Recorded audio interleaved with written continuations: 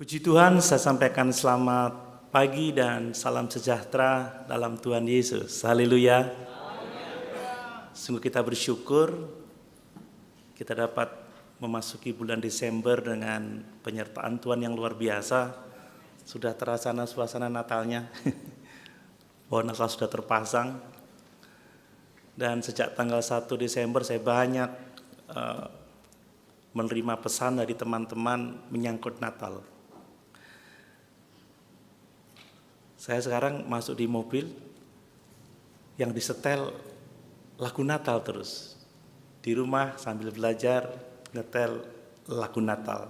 Bapak Ibu, Natal sangat penting bagi kita sebab melalui kelahiran Yesus, Allah memberikan kepada kita jawaban yang sederhana, jawaban yang simple untuk semua permasalahan hidup yang kita alami. Amin. Mari kita sambut Natal dengan ucapan syukur. Kita akan merayakannya untuk apa? Untuk memberitakan Sang Juru Selamat, penebus manusia dari dosa yang akan menolong kita menghadapi berbagai macam pergumulan hidup. Mari, saya dalam bulan ini akan menyampaikan khotbah Natal. Dan untuk minggu pertama ini mari kita membaca di dalam Injil Lukas pasal 2. Ayat 8 sampai ayat yang ke-20. Lukas pasal 2 ayat 8 sampai 20. Saya baca untuk kita sekalian. Demikian firman Tuhan. Di daerah itu ada gembala-gembala yang tinggal di padang menjaga kawanan ternak mereka pada waktu malam.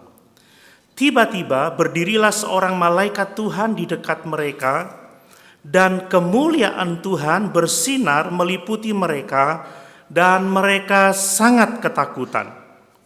Lalu kata malaikat itu kepada mereka, "Jangan takut, sebab sesungguhnya aku memberitakan kepadamu kesukaan besar untuk seluruh bangsa.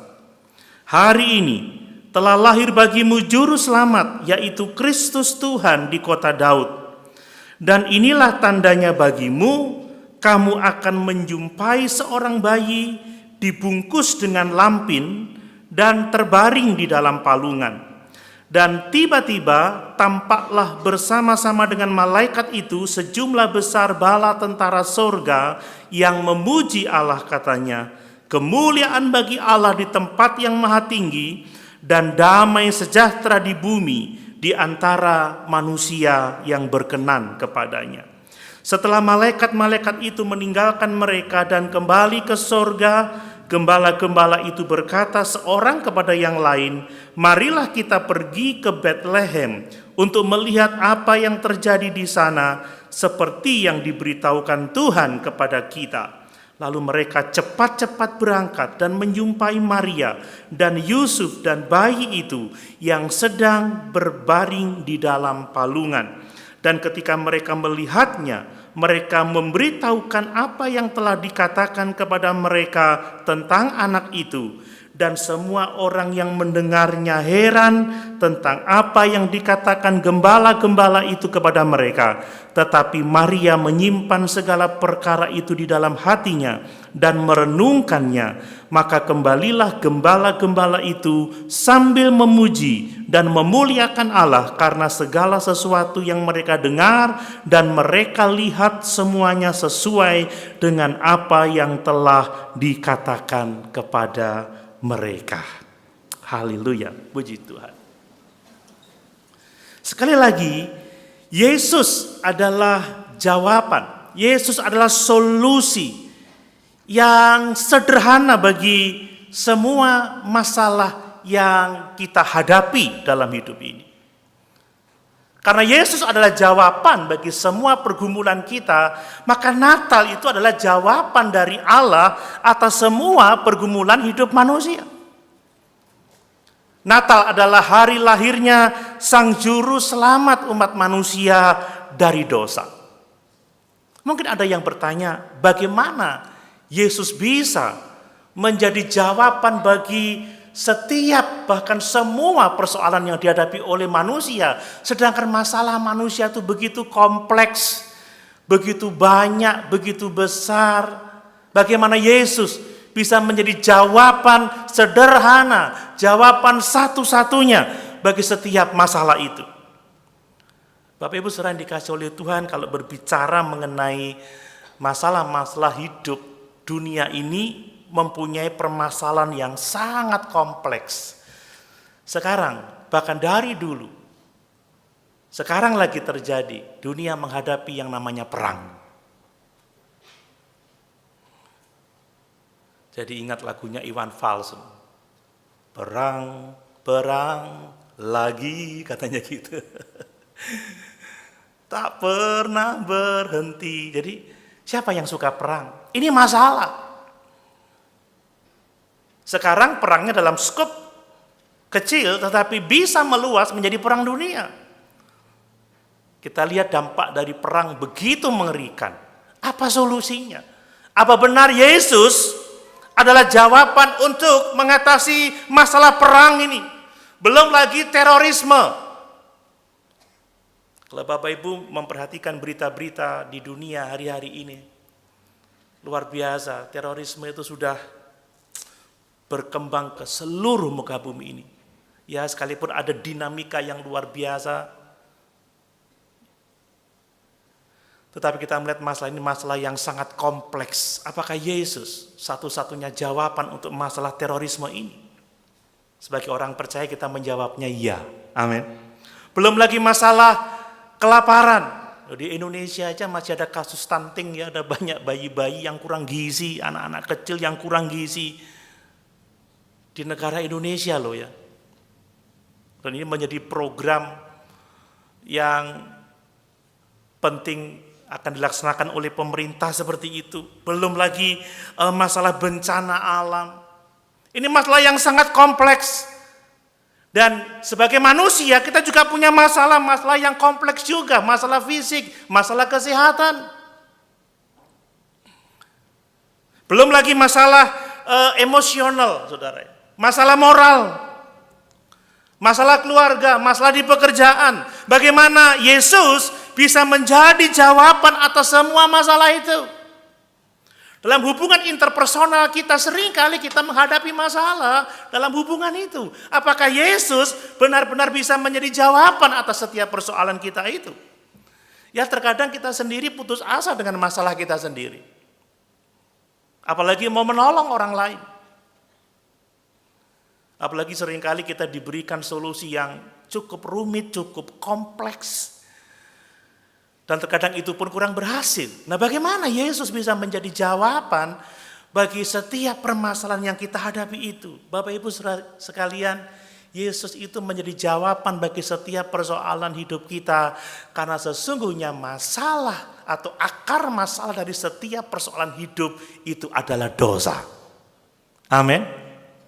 Akar masalahnya adalah dosa. Kenapa terjadi peperangan? Karena dosa. Manusia kehilangan kemuliaan Allah. Tidak ada yang benar, seorang pun tidak.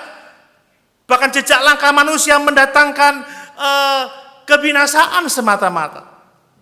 Karena iri, karena dengki, karena kerakusan, maka terjadi perang. Terorisme, karena masalah dosa. Kelaparan, bencana, karena dosa. Coba seandainya orang-orang yang berperang itu menerima Yesus sebagai Tuhan dan Juru Selamat mereka secara pribadi. Dan kemudian mereka sungguh-sungguh mengikuti ajaran Yesus. Perang dapat diatasi. Amin. Coba kalau teroris-teroris itu bertobat. Ya. Menerima keselamatan di dalam Yesus. Nggak jadi teroris lagi. Bencana seringkali menjadi hukuman atau disiplin Allah bagi orang-orang yang tidak mau bertobat, orang-orang yang tidak mau percaya. Ya, masalah fisik seringkali karena dosa juga, karena kita hidup dalam dosa, kita stres, kita tertekan, tidak ada sukacita, lalu terjadilah masalah fisik, masalah keluarga juga karena dosa, perselingkuhan. Pendidikan anak yang tidak baik, orang tua mengabaikan pendidikan anak-anaknya. Kalau semua orang itu mau bertobat, saudara, masalah rumah tangganya pasti dapat diatasi. Masalah di pekerjaan, masalah apapun juga. Jadi karena semua persoalan akarnya adalah dosa, maka Natal itu menjadi jawaban. Sebab melalui Natal Allah itu memberikan kepada kita Yesus, juru selamat umat manusia dari dosa-dosa mereka. Amin. Itu sebabnya jawaban bagi setiap persoalan hidup manusia adalah Yesus. Kalau ada jawaban tetapi tidak menyentuh masalah dosa, tidak menyelesaikan masalah dosa, maka itu bukan jawaban, hanya Yesus. Melalui kelahirannya Allah memberi jawaban yang sederhana bagi kita untuk semua masalah kompleks yang dihadapi oleh dunia, bahkan hidup kita masing-masing, yaitu Yesus yang menyelamatkan umatnya dari dosa mereka. Amin. Saya yakin kalau kita semua sungguh-sungguh telah ditebus dari dosa, kita percaya Yesus, kita mentaati firman-Nya, kita menghasilkan buah-buah roh, tidak ada masalah yang tidak dapat diatasi di dalam Yesus. Amin. Itu sebabnya mari kita bersyukur.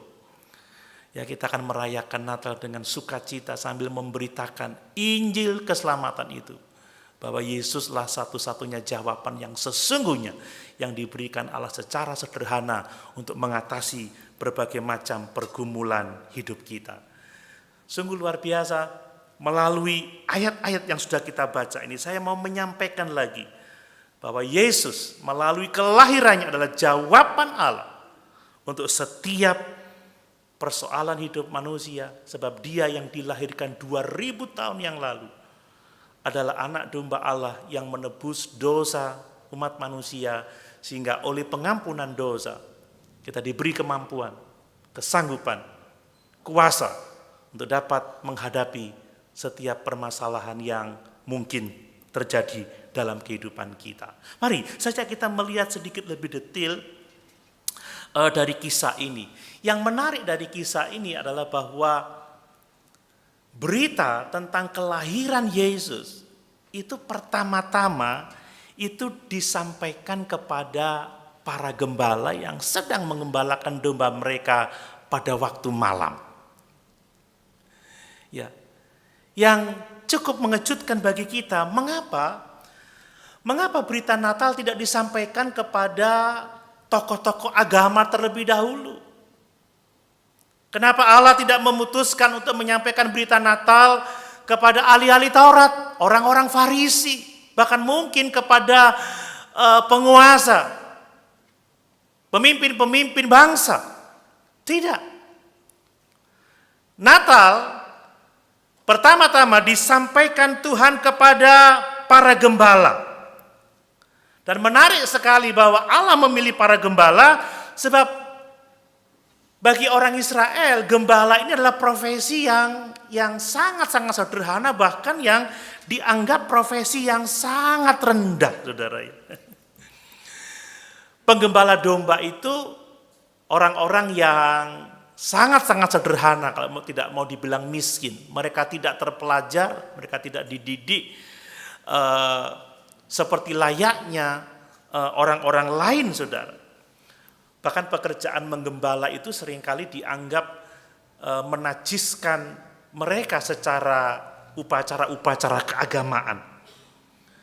Saya membaca sebuah buku yang mengatakan bahwa para gembala itu kesaksiannya itu tidak dapat dipercaya.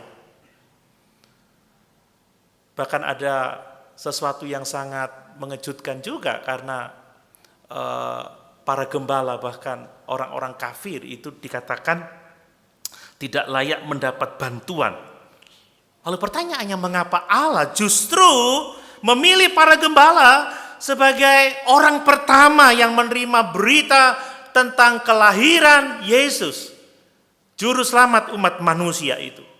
Ada beberapa hal yang dapat kita lihat dari firman Tuhan tentang mengapa justru Allah memilih pertama kali para gembala untuk menerima berita Natal itu. Di antaranya adalah karena Injil, berita keselamatan, berita sukacita di dalam Yesus, itu adalah untuk orang-orang sederhana, bukan untuk orang-orang terpelajar, bukan untuk para penguasa, tetapi untuk orang-orang sederhana. Jadi intinya bahwa keselamatan itu dapat diterima oleh orang-orang yang dipandang rendah, oleh orang-orang yang tidak terpelajar, yang tidak terdidik, bahkan yang jauh dari kepemimpinan, jauh dari kekuasaan. Nah, mengapa ini penting? Supaya manusia tahu bahwa keselamatan itu tidak bergantung pada manusia, tetapi keselamatan itu sepenuhnya adalah pekerjaan Tuhan. Amin. Seandainya keselamatan itu adalah sebuah filsafat yang rumit, yang hanya dapat dipahami oleh para intelektual atau para sarjana, ya, para tokoh-tokoh agama, atau bahkan mungkin para penguasa, maka orang akan dapat memegahkan dirinya. Tatkala dia dapat memahami tentang kebenaran Injil, maka dia akan berkata, ini karena aku pinter, karena aku terpelajar, karena aku hebat, karena aku bisa. Tetapi dengan berita Natal pertama datang kepada para gembala, itu mengajar kepada kita bahwa sesungguhnya keselamatan itu dapat diterima oleh siapa saja yang mau percaya pada jawaban Allah atas kebutuhan hidup kita yang mendasar, yaitu pengampunan dosa. Amin. Orang-orang yang tidak terpelajar, orang-orang yang tidak dihargai, yang memiliki kedudukan yang rendah, mereka dapat menerima keselamatan itu. Itu artinya bahwa keselamatan sepenuhnya adalah pekerjaan Allah. Keselamatan sepenuhnya adalah anugerah. Tidak hanya dapat dimiliki oleh golongan-golongan tertentu yang dikatakan golongan elit agama ataupun elit pemerintahan. Tidak. Tetapi Natal untuk semua orang, orang-orang sederhana yang mau percaya pada berita Injil yang sangat sederhana itu. Dan saya justru melihat bahwa bahaya orang-orang terpelajar, orang-orang penguasa tidak bisa menerima Injil keselamatan karena menganggap terlalu sederhananya jalan Allah untuk menyelamatkan manusia yang berdosa itu. Bapak Ibu, bagaimana dengan kita? Apakah kita orang-orang yang rendah hati seperti para gembala ini yang mau percaya pada berita Natal yang sederhana itu? Haleluya. Apakah kita menyadari kelemahan kita, keterbatasan kita, ketidaksanggupan kita, ketidakmampuan kita, bahwa keselamatan itu sepenuhnya anugerah, sepenuhnya pekerjaan Allah, sepenuhnya pemberian Allah. Tidak ada tempat bagi jasa manusia di dalam karya keselamatan Kristus. Sepenuhnya adalah pekerjaan Allah. Kalau Tuhan tidak mencari kita, semua kita masih terhilang. Kalau Allah tidak berinisiatif untuk mengutus anaknya yang tunggal, lahir 2000 tahun yang lalu, dan mengerjakan karya keselamatan di atas kayu salib, maka semua kita pasti akan binasa. Dan kalau Allah tidak berinisiatif untuk menarik kita kepada Yesus, kita tidak akan pernah percaya kepada Yesus. Jangan ada orang yang memegahkan diri, jangan ada orang yang sombong, tetapi mari kita mengucap syukur, berterima kasih, dan dengan sungguh-sungguh menerima Tuhan, mengasihi Dia, melayani Dia sesuai dengan yang dikehendakinya. Amin. Ini hal yang sangat penting. Nah, lalu kenapa Tuhan memilih gembala sebagai orang pertama yang menerima kabar Natal itu? Karena ternyata kita tahu pada akhirnya Natal, tujuan dari Yesus dilahirkan adalah menjadi korban persembahan untuk pengampunan dosa kita. Natal pada akhirnya tujuannya adalah pengorbanan domba Allah yang mengangkut dosa seluruh isi dunia ini. Kita tahu bahwa Yesus yang lahir di Bethlehem 2000 tahun yang lalu, dialah anak domba Allah yang mengangkut, yang menghapus dosa seluruh isi dunia ini. Amin. Makanya Allah melibatkan para gembala. Seolah-olah Allah mau mengatakan kepada kita bahwa satu waktu di Yerusalem, maka gembala-gembala ini akan melihat anak domba Allah mengangkut dosa seluruh isi dunia ini. Kita tidak tahu persis kapan tanggal Yesus dilahirkan, tetapi menurut beberapa penafsiran, paling tepat Yesus itu lahir di bulan Desember. Jadi gembala-gembala menggembalakan domba pada waktu itu kemungkinan menggembalakan domba-domba yang akan dipersiapkan untuk perayaan Paskah, saudara. Jadi ini menjadi simbol, ya. Para gembala sedang memelihara domba yang dipersiapkan untuk dikorbankan pada hari raya Paskah. Dan kelahiran Yesus adalah persiapan Allah untuk penebusan manusia melalui korban anak domba Allah itu. Amin. Natal itu menjadi sangat penting karena itu adalah awal dari tindakan Allah untuk mempersiapkan korban Yesus. Darah Yesus yang sangat mahal yang ditumpahkan ya di Bukit Golgota, di kayu salib itu.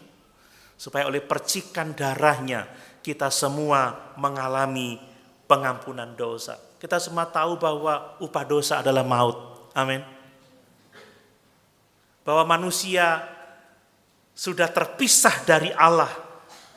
Maka Allah yang Maha Kudus itu tidak mungkin dapat menerima manusia kecuali manusia itu telah ditebus dari dosa-dosa mereka. Kalau Allah menerima manusia tanpa penebusan dosa, maka dia sudah tidak lagi menjadi Allah yang adil. Tetapi Allah yang adil dalam kasih-Nya itu telah memberikan anaknya yang tunggal. Yesus Kristus lahir 2000 tahun yang lalu. Ya, lahir melalui seorang perawan. Untuk apa? Untuk memikul dosa-dosa manusia di dalam tubuhnya sendiri di atas kayu salib. Karena dialah anak domba Allah yang menghapus dosa isi dunia ini. Jadi sama seperti pengalaman bangsa Israel di tanah Mesir sebelum mereka keluar dari tanah Mesir. Pada saat malaikat maut menghampiri seluruh Mesir, maka orang-orang Israel yang membubuhi ambang pintu mereka dengan darah domba Paskah mereka diselamatkan. Demikian juga kita yang percaya Yesus yang menerima percikan darahnya oleh karena anugerah dan iman itu kita selamat dari murka Allah. Ini adalah berkat yang luar biasa yang harus kita syukuri. Sebab Natal, puncak dari karya Allah ada di kayu salib, yaitu penebusan dosa saudara dan saya. Dan itu sudah selesai.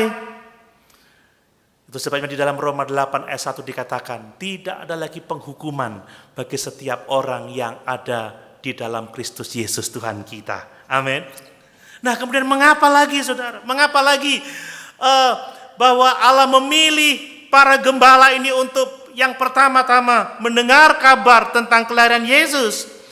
Sebab Yesus yang dilahirkan 2000 tahun yang lalu itu adalah gembala yang baik yang diberikan Allah kepada umatnya, yang diberikan Allah kepada kita. Amin.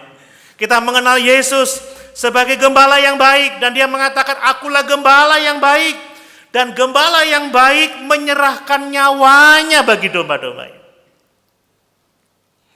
Natal adalah jawaban sederhana bagi setiap kebutuhan umat manusia. Sebab yang lahir 2000 tahun yang lalu adalah Mesias, juru selamat umat manusia. Yang akan mengorbankan darahnya untuk keselamatan jiwa kita. Natal adalah jawaban Allah yang sederhana bagi setiap masalah hidup kita. Sebab dia yang lahir 2000 tahun yang lalu adalah gembala yang baik bagi kita. Ini adalah berkat yang sangat luar biasa.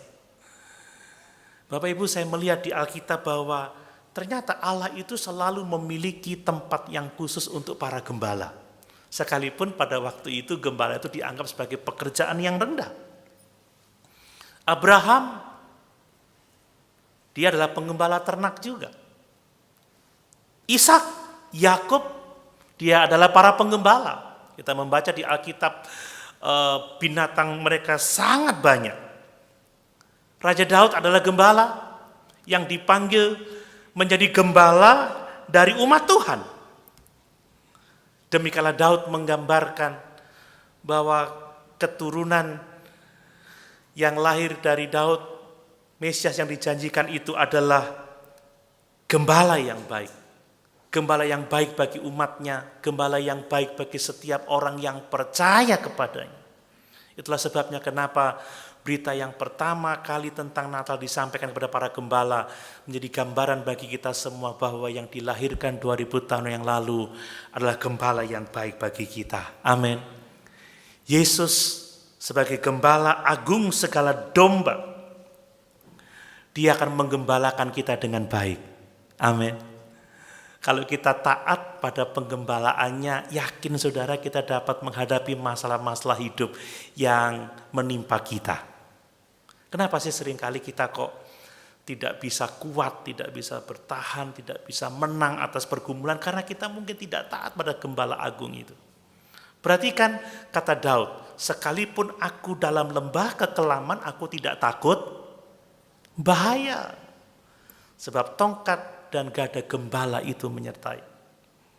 Kalau Yesus bersama dengan kita, kalau kita taat pada penggembalaannya, kita tahu kita tidak hanya akan menang, tetapi kita menjadi orang-orang yang lebih daripada pemenang. Amin. Ini sesuatu yang sangat penting. Dia akan menjaga hidup kita, dia akan memenuhi kebutuhan kita. Bahkan dia telah menyerahkan nyawanya bagi kita. Supaya dengan berdamainya kita dengan Allah, kita mengalami pemeliharaan Allah yang luar biasa dalam kehidupan kita. Seperti pengalaman Daud, ya Tuhan adalah gembalaku, takkan kekurangan aku. Dia membaringkan aku di padang yang berumput hijau. Dia membawa aku ke air yang tenang, dia menyegarkan jiwaku. Sekalipun aku dalam lembah kekelaman, aku tidak takut bahaya. Tongkatmu dan gadamu itu yang menyertai aku. Engkau menyediakan hidangan kepadaku di hadapan para lawanku. Luar biasa. Bersama dengan Yesus Sang Gembala Agung itu, kita akan dapat mengatasi, akan dapat menghadapi setiap permasalahan yang kita alami. Amin Bapak Ibu. Dan saya yakin tentu saja gembala yang baik itu memanggil kita untuk juga mau menggembalakan orang-orang yang ada di dalam lingkungan pengaruh kita. Mari papa-papa, mama-mama, gembalakanlah anak-anakmu dengan baik. Amin. Sekarang ini orang tua sekarang ini lemah terhadap anak-anak saudara. Mana anak kok tidak kebaktian? Ya om, tuh lagi sibuk dengan teman-temannya itu nggak tahu tuh lagi ngapain.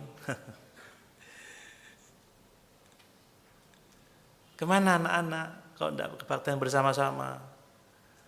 Oh dia nggak tahu tuh kebaktian di mana om?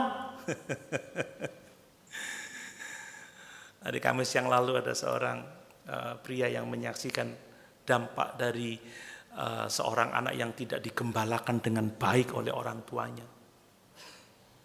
Mari kakak-kakak dalam keluarga gembalakan adik-adikmu. Amin. Gembalakan orang-orang yang dipercayakan Tuhan kepadamu. Perhatikan kerohanian mereka. Ajak mereka beribadah, jangan lemah terhadap mereka. Apakah kita hari ini lengkap kebaktian bersama-sama yang satu rumah dengan anak-anaknya? Halo? Sakno om sik cili om ben turu ae. Tapi kalau untuk kondangan enggak ada kata-kata tidak bisa ya. Untuk sesuatu yang berhubungan dengan dunia ini, wah, enggak ada yang tidak bisa. Tapi kadang untuk Tuhan kita terlalu menyepelekan. Beberapa kali saya khotbahkan tentang penyerahan anak. Tugas orang tua itu membawa anak kepada Yesus dengan cara apa? Doakan mereka, bawa mereka ke hadirat Allah dalam doa. Kemudian perkenalkan Injil kepada mereka. Lalu ketika mereka percaya, dampingi mereka, arahkan mereka, bawa mereka beribadah bersama-sama dengan kita. Jangan dianggap anak merepotkan. Saudara, kalau kita mendisiplin dengan baik, anak-anak itu bisa taat. Amin. Kalau anak rewel karena kita lemah, "Bu, anakku rewel om, nangis tok ae." Ya gimana caranya? Saudara, kalau kita melihat anak-anak Yahudi itu sejak kecil mereka sangat disiplin, dilatih oleh orang tuanya, beribadah bersama-sama dengan orang tuanya. Dan mereka dididik dalam Taurat dengan sangat luar biasa.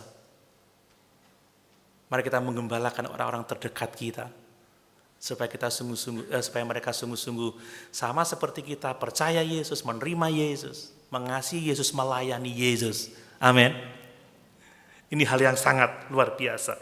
Jadi, kenapa berita Natal disampaikan kepada para gembala, orang-orang yang sederhana, orang-orang yang tidak berpendidikan, supaya kita semua tahu bahwa keselamatan sepenuhnya adalah anugerah, bukan karena kekuatan kita, bukan karena kesanggupan kita, bukan karena usaha kita.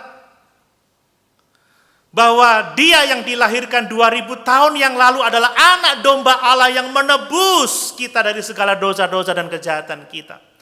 Bahwa Dia yang lahir 2000 tahun yang lalu, Dia adalah gembala yang baik yang diberikan Bapa kepada kita. Dan kita yang telah dipanggil menjadi domba-domba gembalaannya, kita juga dipanggil untuk menggembalakan orang-orang yang ada di lingkungan pengaruh kita. Jangan cuek dengan kerohanian orang-orang yang ada di sekitar kita. Amin, Bapak Ibu. Jangan menyerah dengan ketidakpercayaan keluarga kita. Dorong mereka untuk setia dalam doa, setia dalam firman. Gembalakan mereka untuk setia beribadah. Jangan biarkan mereka larut dalam dunia yang sudah menjelang akhirnya ini. Tapi bila kita semua ada dalam penggembalaan Allah yang dahsyat dan luar biasa itu. Amin. Nah, kemudian hal apa yang menarik lagi, saudara? Ternyata berita Natal, berita kelahiran Sang Juru Selamat dunia itu, anak domba Allah, berita tentang kelahiran Sang Gembala yang baik itu adalah berita yang sangat-sangat sederhana. Betapa sederhananya berita Natal itu, tetapi ini adalah cara Allah yang sangat dahsyat, cara Allah yang sangat luar biasa untuk menyelamatkan kita dari dosa-dosa kita. Saudara, siapa yang menyangka bahwa Mesias itu datang sebagai seorang bayi, sebagai bayi yang lemah, bayi dari keluarga yang sangat sederhana, bayi yang dilahirkan di sebuah kandang dan yang dibaringkan di palungan. Bayi yang hanya dibungkus dengan lampin, sangat sederhana sekali. Orang-orang Yahudi tidak bisa menerima Yesus sebagai Mesias karena dalam pikiran mereka, Mesias akan datang sebagai seorang panglima perang yang perkasa. Seorang yang datang dengan tugas tunggangan yang sangat hebat, yang akan memimpin bangsa ini keluar dari penjajahan. Atau setidaknya kalau yang datang itu adalah bayi itu lahir di istana, lahir di sebuah tempat tidur dan kamar yang mewah. Tapi ternyata tidak seperti itu. Banyak orang-orang terpelajar, banyak orang-orang penguasa yang menjadi tersandung karena berita Natal itu sangat-sangat sederhana. Ingat kata malaikat itu, kamu akan menjumpai seorang bayi yang dibungkus dengan lampin dan terbaring dalam palungan.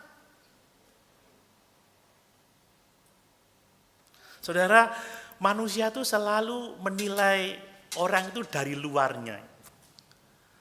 Kita tidak boleh menjudge orang berdasarkan penampilan luarnya saja. Dan saya mengalami itu, saudara. Saya pernah diundang untuk melayani di Jakarta. Dan orang mengenal saya kan dari keluarga Soriton kan begitu ya. Siapa yang tidak kenal Pak Soriton pada waktu itu? Mungkin mereka mengharapkan seorang muda yang gagah, yang penampilannya keren ya. Kemudian mungkin ya wajahnya menado-menado begitu ya, ada Chinese-nya begitu. Siapa yang tidak kenal keluarga Soriton? Ketika saya sampai di pintu depan gereja, gembalanya nyalami saya sambil bengong. Saya bilang, kenapa? Jadi kamu dari Jember ya? Sorry Ton ya? Enggak, saya menantunya. Oh.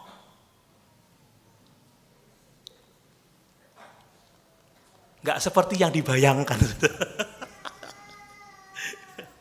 Sekarang ini kan tampilan pendeta kan keren, saudara ya.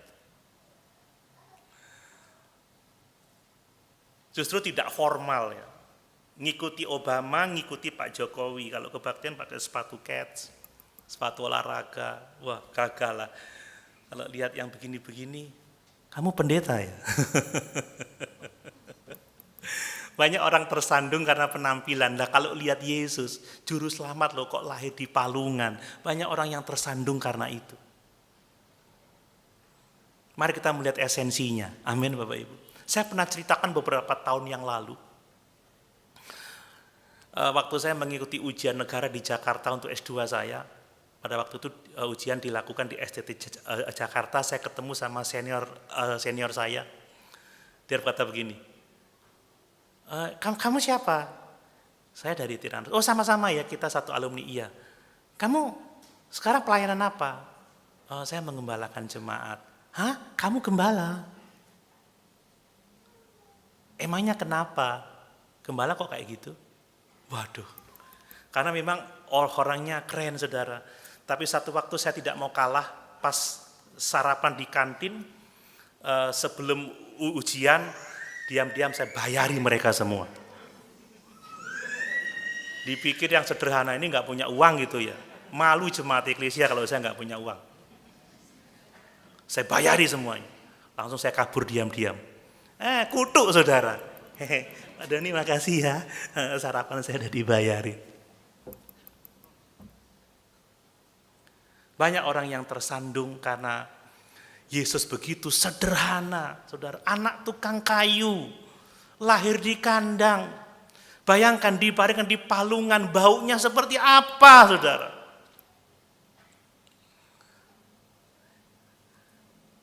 Berita yang sangat sederhana, bertentangan dengan konsep-konsep dunia tentang Mesias. Ya kalau kita lihat gambar itu, ya, jadi kayaknya indah sekali, kayaknya tidak berbau ya. Kemudian ada lingkaran, ada holo di kepala Yesus, di kepala Yusuf dan Maria. Tapi aslinya ya mereka begitu, orang sederhana ya sederhana. Apalagi tinggal di kandang, baunya seperti apa. Tapi siapakah bayi yang lahir 2000 tahun yang lalu yang dibaringkan di palungan itu? Dia adalah Mesias, Kristus Tuhan yang akan menyelamatkan umatnya dari dosa. Amin. Kita harus percaya kepada firman daripada apa yang kita lihat dengan mata jasmani kita. Yesus telah dinubuatkan lahirnya oleh Mika 700 tahun sebelumnya. Bahwa di kota Daud akan lahir seorang juru selamat yang mengangkut dosa seluruh isi dunia ini. Dan bahwa yang lahir di kandang itu adalah manusia seutuhnya itu jelas. Sebab ibunya baru saja melahirkan dia. Tetapi yang lahir dari seorang perawan itu, bayi yang ditaruh di kandang itu, dia adalah Juru Selamat, Kristus Tuhan. Dia adalah pribadi kedua dari kealahan yang Tritunggal. Amin. Jelas dikatakan, Kristus Tuhan. Dia manusia sepenuhnya, tetapi dia juga adalah Allah sepenuhnya. Sehingga dengan keberadaannya sebagai manusia dan Allah sepenuhnya, dia dapat memikul dosa-dosa kita di dalam tubuhnya sendiri di kayu salib. Supaya hanya oleh anugerah dan iman saja kita diselamatkan. Allah Bapa memberikan anaknya yang tunggal untuk menghapus dosa seluruh isi dunia. Yesus Kristus telah memikul dosa-dosa kita di dalam tubuhnya di kayu salib. Supaya hanya oleh anugerah dan iman saja kita diselamatkan. Supaya Allah itu ternyata benar dan dapat membenarkan semua orang yang percaya kepada Yesus.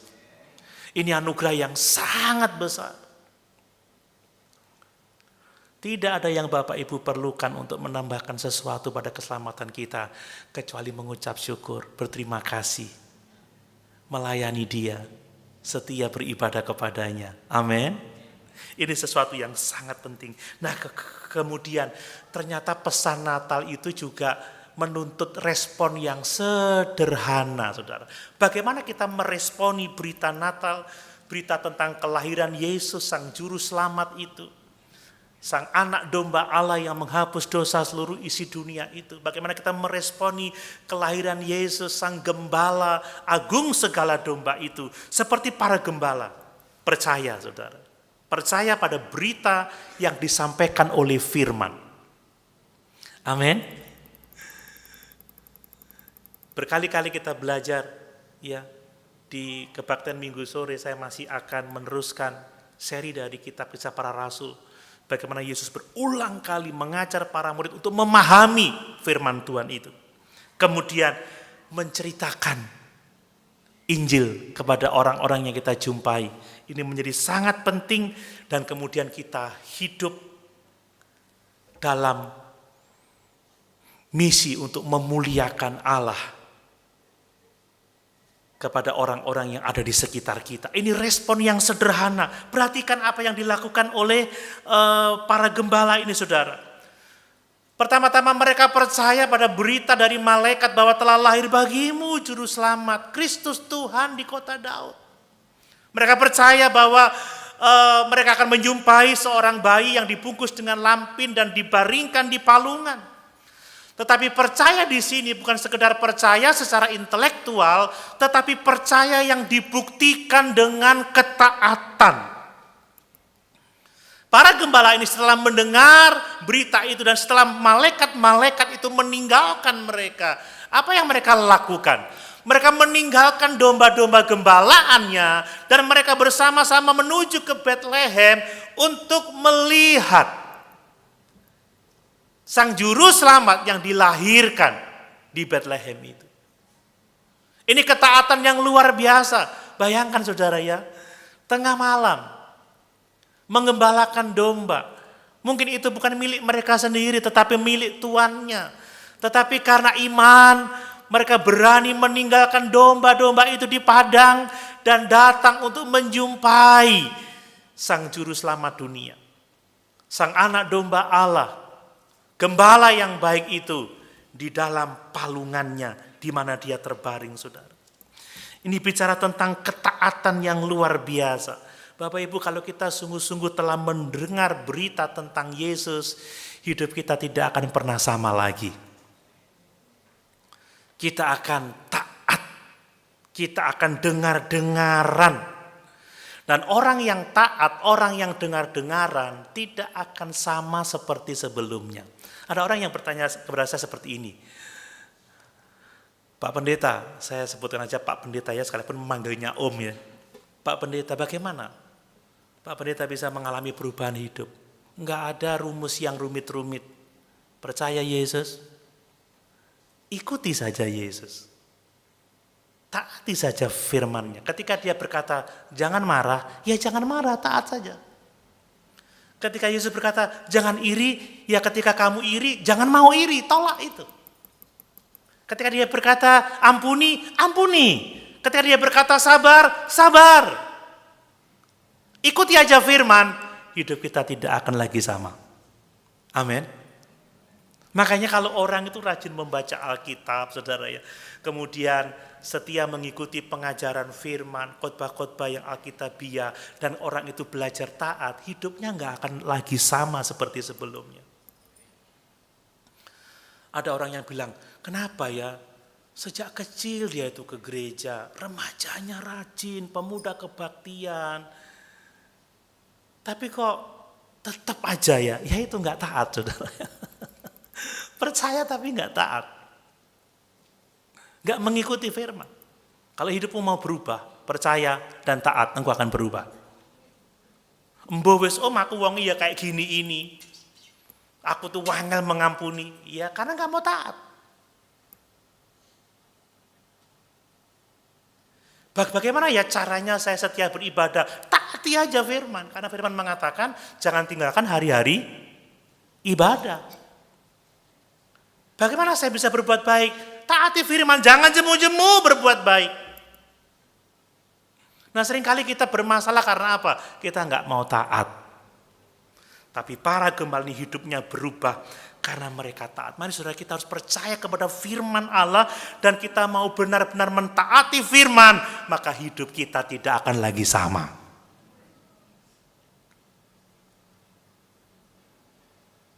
Kita akan menjadi serupa dengan Yesus karena kita mengikuti firman Yesus. Ini penting untuk kita lakukan. Nah, setelah percaya apa yang dilakukan, memberitakan memberitahukan itu kepada orang lain. Saudara, gembala ini ketika mereka melihat Yesus, bayi yang dilahirkan di palungan itu, saudara, yang dibaringkan di palungan itu. Lalu apa yang kita baca di ayat yang ke-17? Dan ketika mereka melihatnya, mereka memberitahukan apa yang telah dikatakan kepada mereka tentang anak itu.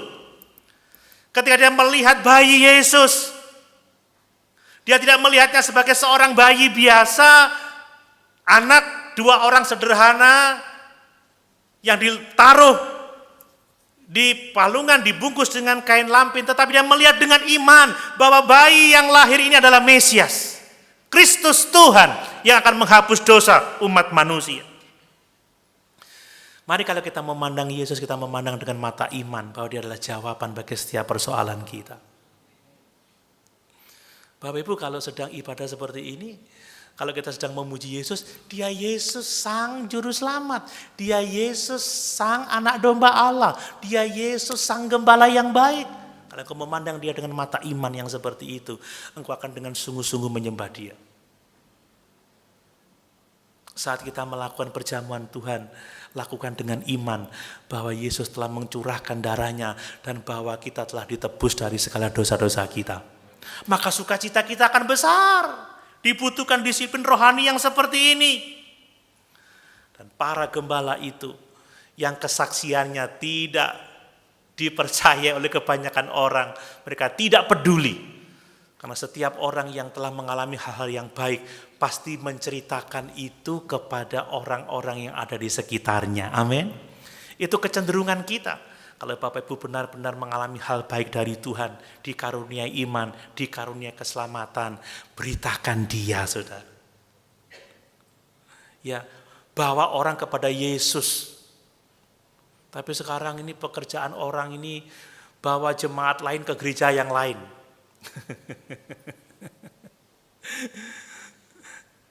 Kalau ketemu orang, ayo nang gerejaku. Gak peduli dia sudah berjemaat di mana. Sampai terjadi keresahan, terjadi keributan.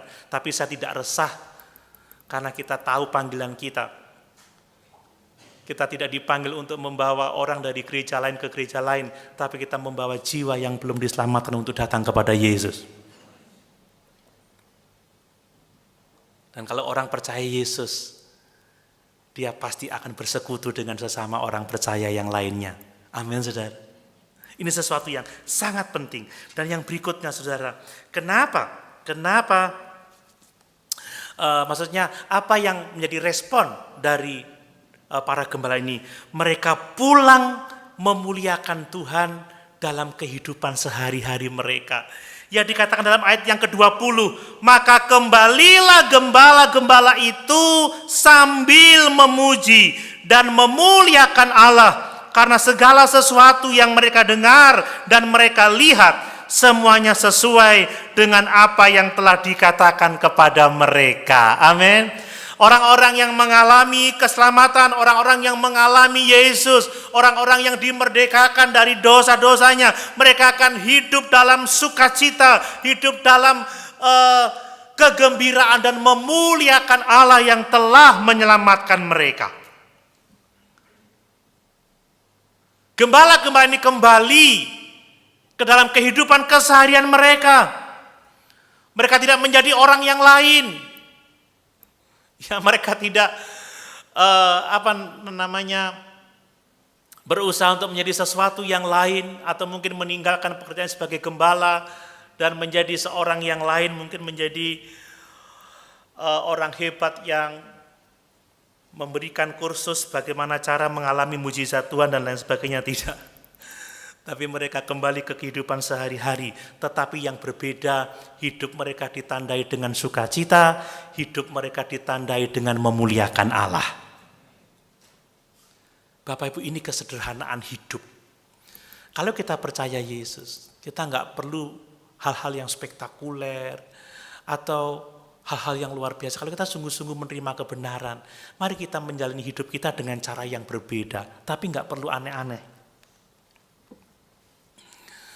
Orang-orang sekarang tidak puas dengan kebaktian yang seperti ini. Ya, rasanya tidak cukup. Orang butuh cari kebaktian, kebangunan rohani. Mau mendengarkan orang yang dibawa ke surga, yang dibawa ke neraka. Kita mau mendengarkan orang yang punya kesaksian-kesaksian yang kita anggap spektakuler. Rasanya nggak puas dengan kebaktian biasa, nggak puas dengan doa pagi, nggak puas dengan membaca Alkitab di rumah, nggak puas dengan khotbah pendetanya lagi. Kadang sudah di Jember ada begitu banyak gereja, kebaktiannya ke Jakarta, ke Semarang. Padahal kalau kita sudah terima Yesus benar-benar dibebaskan, pulanglah ke rumah, hiduplah dengan sukacita. Saat engkau memelihara keluargamu, merawat anak-anakmu, saat engkau bekerja di ladangmu, mengajar sebagai seorang guru, sebagai seorang dosen, memimpin perusahaan atau apapun juga, engkau melakukan dengan gaya yang berbeda, dengan sukacita dan memuliakan Tuhan. Amin.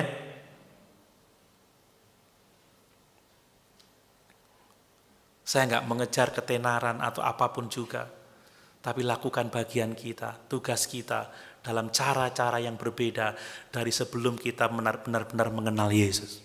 Gembala-gembala ini pulang tetap menggembalakan domba, hidup tetap sederhana, tidak mencari hal-hal yang spektakuler, tapi hidupnya diubahkan karena mereka melihat Sang Juru Selamat umat manusia itu. Amin. Saudara, yang saya heran kenapa ya kok gembala-gembala itu tidak dipakai Tuhan untuk mempromosikan Yesus pada waktu itu. Segala sesuatu bekerja menurut rencana Tuhan. Amin. Baru setelah 30 tahun gembala-gembala ini melihat bahwa dia yang lahir 2000 tahun yang lalu disalibkan, memikul dosa-dosanya. Dan bahwa Yesus telah menjadi satu-satunya jawaban sederhana untuk setiap persoalan kita. Mari kita sungguh-sungguh percaya Yesus, amin. Mengandalkan Yesus. Bapak Ibu, masalah apapun yang Bapak Ibu hadapi hari-hari ini, akarnya dosa. Kalau kita sungguh-sungguh telah ditebus dari dosa, kalau kita sungguh-sungguh telah lahir baru, dan kita taat pada gembala yang baik itu, kita akan dapat menghadapi masalah-masalah hidup yang kita alami. Amin. Sama-sama kita berdoa.